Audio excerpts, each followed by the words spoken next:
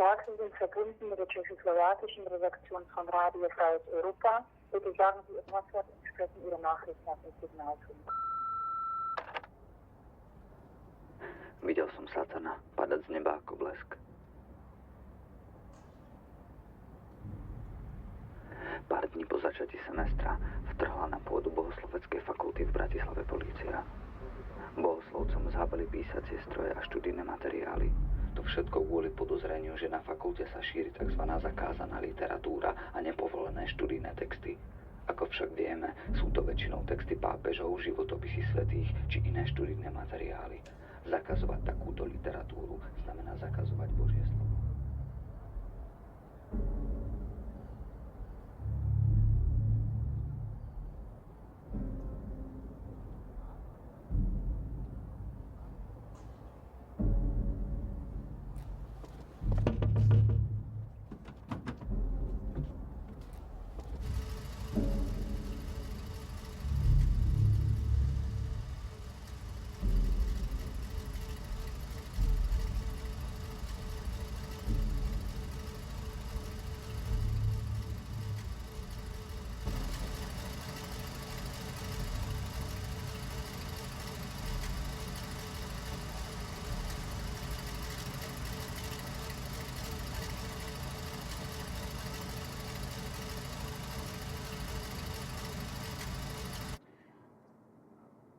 Chlapci vám veria.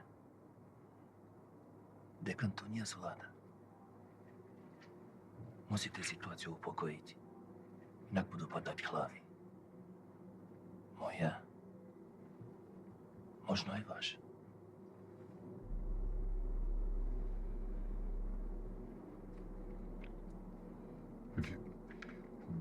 Vydierate ma? Zistite, kto je za tým. Inak zavrú celú školu.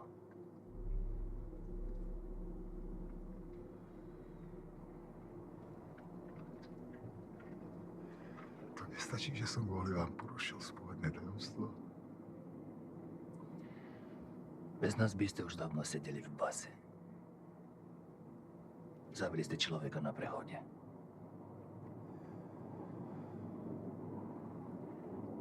Ale nehandrkujme sa. Musíme si pomáhať. To, čo sa deje u vás na škole, nie je dobré ani pre vás, ani pre nás.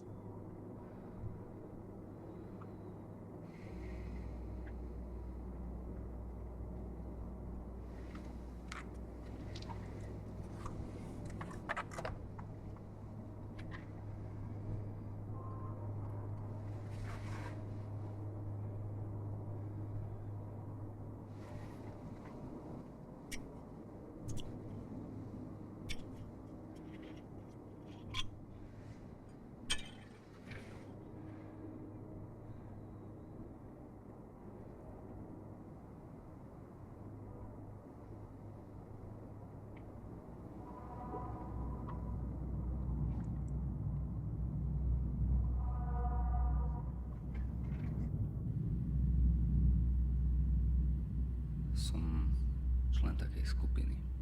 Stretávame sa po bytoch, pašujeme zakázané knihy zo západu, hlavne náboženskú literatúru.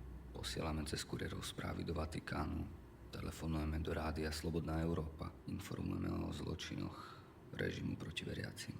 Otec Soufar vedie naše spoločenstvo. Zajtra vysvetí tajného kňaza.